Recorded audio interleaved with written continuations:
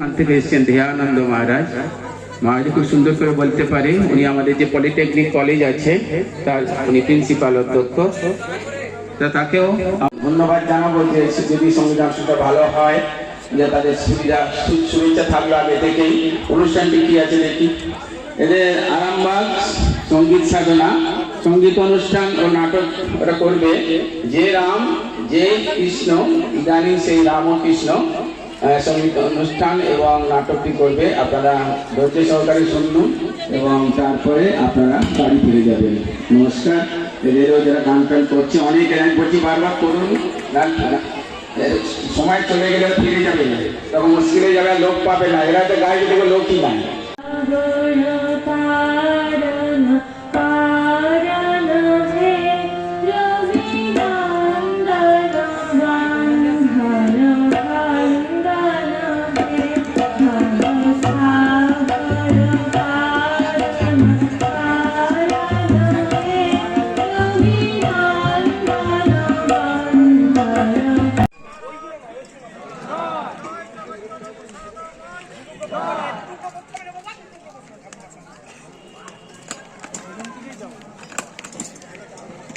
নমস্কার, আপনারা দেখছেন ইনিজ পাবলিক টিভি সরাসরি সম্প্রচার আরামবাগের গৌরহাটি রামকৃষ্ণ মঠ ও মিশন। আমরা জানি যে এই মঠটি শ্রীরামকৃষ্ণের যে বোন সর্বমঙ্গলা দেবী তার জন্ম ভিটের ওপর তৈরি। আমরা এই মুহূর্তে পেয়েছি আমাদের অধ্যক্ষ মহারাজ শ্রীমৎস্বামী প্রাণারামানন্দজিকে। মহারাজ, সর্বপ্রথমে এনএইচ পাবলিক টিভিকে আপনাকে স্বাগত। আজকের যে যুব সম্মেলন এবং ভক্ত সম্মেলন, এর তাৎপর্যটা একটু বলতেন যদি। জয় শ্রী শ্রী রামকৃষ্ণ শরণম। আজ আমরা শ্রীরামকৃষ্ণ মঠ গৌরহাটি থেকে এই অনুষ্ঠানের কথা বলছি। আমাদের এই অনুষ্ঠান গত 3 দিন ধরে চলছে। 2রা ফেব্রুয়ারি 2024-এ স্বামী বিবেকানন্দের শুভ জন্মতিথি এবং আশ্রমের বাৎসরিক অনুষ্ঠান উপলক্ষে এটি পালিত হচ্ছে। আমাদের 3 দিনের অনুষ্ঠানে প্রথম দিনে স্বামীজির জন্মদিন পালন করা হয়েছে, জন্মতিথি। সেই দিনে সারাদিনভাবে নানান অনুষ্ঠান, পূজা পাঠ এবং প্রসাদ বিতরণ। প্রসাদ পেয়েছে ভক্তরা প্রায় 6000-এর উপরে।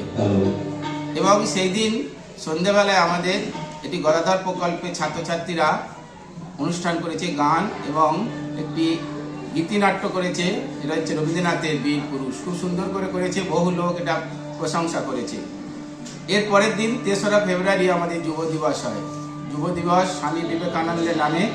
স্বামী বিবেকানন্দ যুবক ছিলেন এবং তার দিনটাকে আমরা যুব দিবস হিসাবে পালন করি।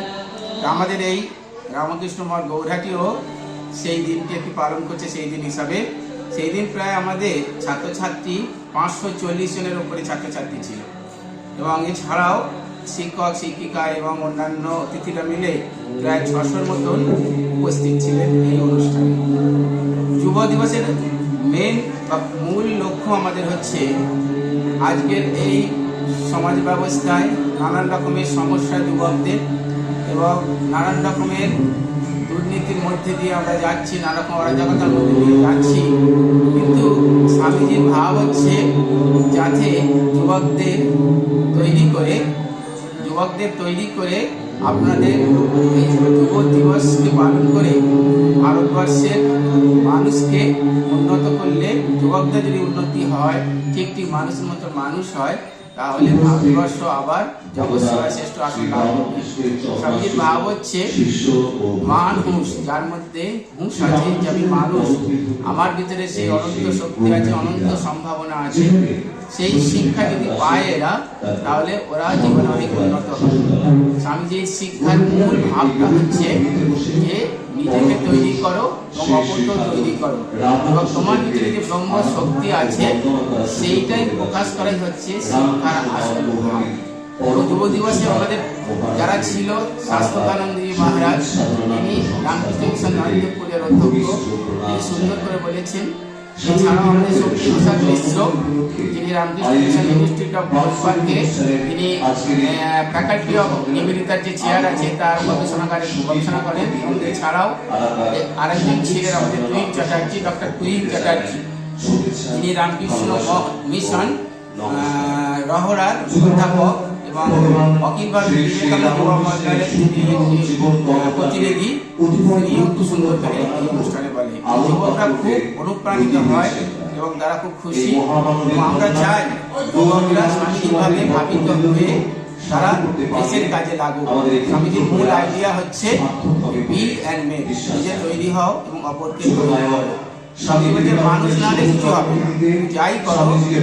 একটা গ্রামের মধ্যে কুবেরের যত সম্পত্তি আছে সব ফেলে দিলেও যদি সেই এলাকার মানুষ, সেই গ্রামের মানুষ যদি ঠিক না সঠিক হয় তাহলে কিন্তু সেখানে কাজ হবে না। আজকে সমাজে ভারতবর্ষে বহু মানুষ, তা সত্ত্বেও আমাদের মানুষের অভাব হচ্ছে, ঠিক মানুষের অভাব। সেই উদ্দেশ্য নেই এই যুব সম্মেলন করা। আজ 3রা ফেব্রুয়ারি না 4ঠা ফেব্রুয়ারি আমাদের ভক্ত সম্মেলনের আয়োজন করা হয়েছে। সেখানে ভক্তরা প্রায় 450 উপরে ভক্ত ছিল। ভক্ত সম্মেলনের মূল উদ্দেশ্য হচ্ছে যে আমাদের এই গৃহস্থাশ্রমে বা গারস্থাশ্রমে যারা বাস করে তারা কিভাবে ঠাকুরমা স্বামীজির ভাবে ভাবিত হয়ে জীবনযাপন করবে এবং জীবনের যে মূল লক্ষ্য সেই মানুষ হওয়া এবং ভগবানকে অনুসরণ করা, ভগবানকে লাভ করা, জীবনে মুক্তি লাভ করা, সেটাই এই যুব সম্মেলনের মূল ভাব ছিল।